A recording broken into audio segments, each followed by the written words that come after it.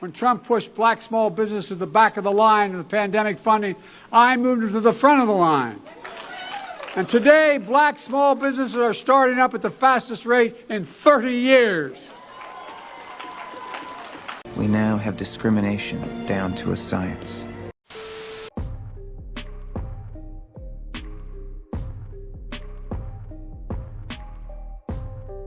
In the window next to me is Cynthia Marshall.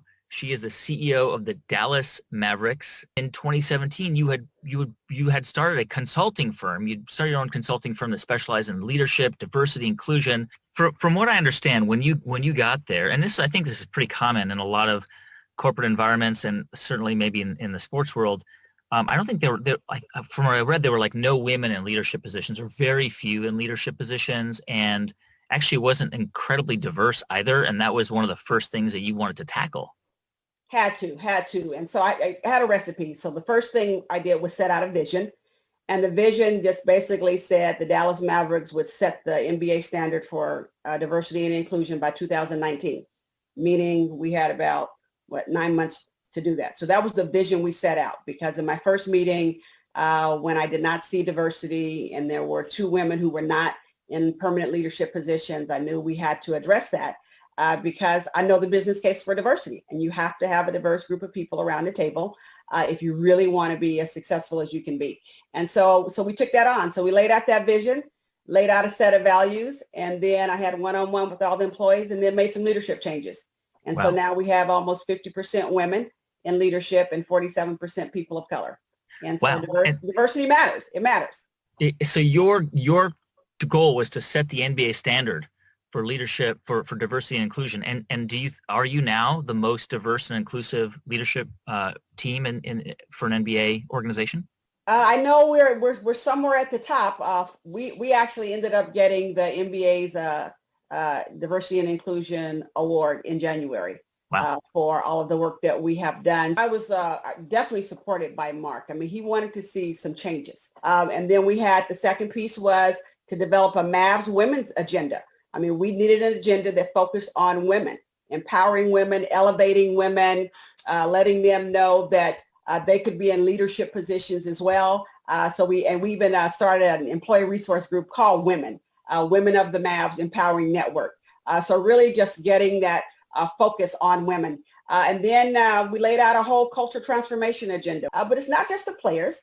I mean, it's all of us. I mean, at the Mavs, we launched something called Mavs Take Action. It's our own plan to address racial inequities, promote social change. Somebody has to step up and do it, because there's no way we can have a double pandemic going on. And we truly have a double pandemic. We've got COVID-19, and then we've got the issue of social justice.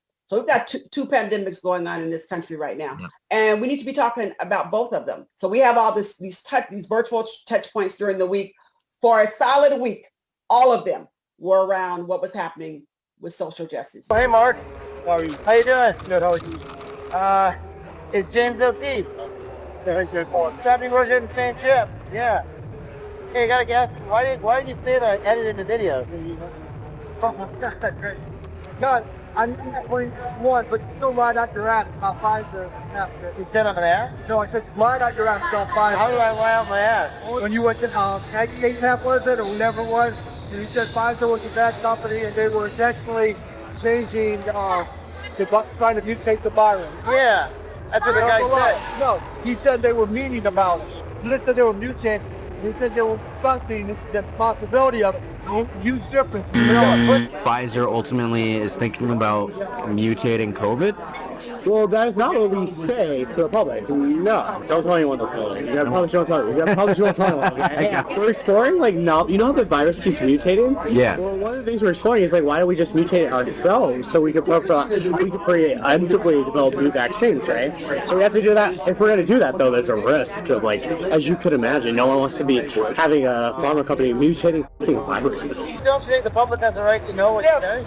Yeah, you showed the video. That's great. Yeah. You lied about it to everybody. You wonder. How did I lie? I just told you.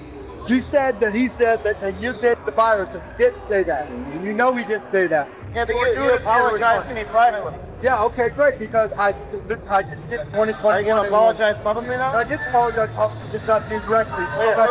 Look at my timeline. Have you apologized? Also, will you hire Weewoo?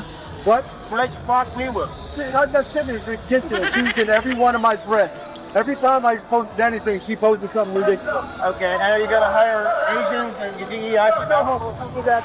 Because DEI has nothing to do with quotas. And only a fucking moron this DEI has to do with quotas. I'm not trying to finesse this. So for blacks, we should try to get towards 13 point something %. On Hispanics, you got to get into the mid-teens. On gender, okay, we are somewhere in the mid-30s, I think, for all of IBM. And then I had one-on-one with all the employees and then made some leadership changes. And so Wow. now we have almost 50% women in leadership and 47% people of color.